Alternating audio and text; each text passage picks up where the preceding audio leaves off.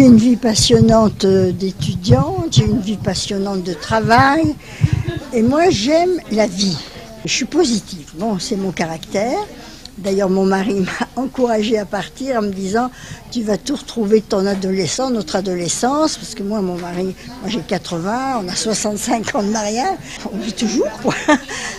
Et moi, j'aime les enfants, mais j'aime donner les choses. Moi, je suis un peu pour Martin Luther King qui disait faut s'aimer les uns les autres comme des frères. Si on ne s'aime pas comme des frères, on mourra comme des idiots. Donc, je trouve que je dois donner. Et quand j'ai rencontré les anges, la première chose qui m'a frappée, c'est ce potentiel affectif qu'ils avaient. Je ne les connaissais pas. Ils m'ont sauté, m'ont embrassé. Ils étaient... Et la première chose que j'ai dit, quand ils m'ont... J'ai dit, mais ils sont pleins d'amour, mais ils manquent d'orientation. Parce qu'on n'aura pas donné l'orientation. Ils sont bloqués sur ces ordinateurs. Moi, je ne sais pas m'en servir. Ils sont bloqués. Alors, ils ont des réponses, mais ils n'ont pas d'échange. Et avec moi, tous les matins, j'ai essayé de voir un échange. Même des échanges de toutes sortes. Hein. Et j'ai surtout essayé de protéger. Vous voyez, on a dit que bon, pas tout à fait, comme on dit, bon. Et j'ai voulu qu'on le respecte. J'ai exigé qu'on respecte Eddie. Parce que quand il y a eu des disputes, on a attaqué Eddie. On a dit des choses sur lui, j'ai dit ça ne change pas. Vous allez respecter Eddie, il a le droit de tout.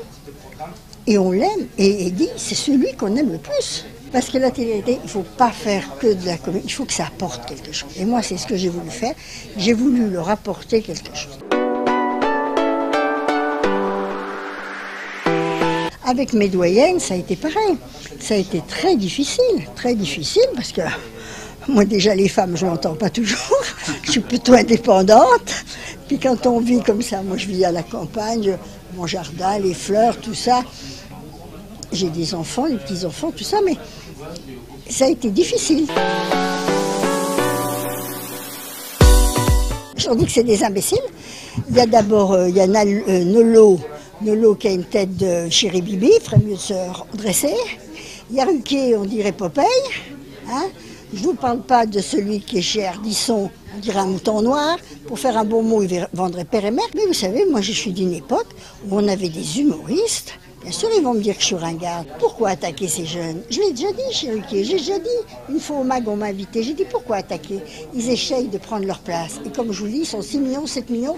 Il faut qu'ils apprennent leur place. Il faut qu'on les aide à prendre ceux qui ont des qualités. Parce qu'il y en a, moi j'ai eu la chance de tomber chez des anges qui ont des qualités.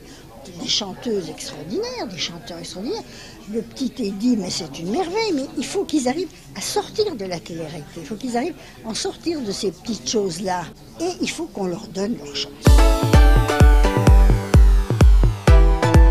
Je les aime tous, qui prennent leur route, qui aident les jeunes, qui regardent leurs petits-enfants. Vous savez, il en faut de l'amour hein, pour les enfants. Il en faut, hein, je suis bien placée pour le savoir. Hein. Il en faut de l'amour. Hein. Parce que sans ça, même Camus, il a dit, la seule chose qui est importante dans la vie, c'est l'amour. Et ça, il n'y a rien à faire, il faut qu'on y arrive. Mais ce n'est pas moi qui vais y arriver toute seule. Mais je trouve que la nouvelle génération aime vivre ensemble. Nous, alors, on est indépendants, moi je suis plus qu'indépendant, mais eux, ils aiment vivre ensemble, ils aiment s'aimer, ils sont bien ensemble.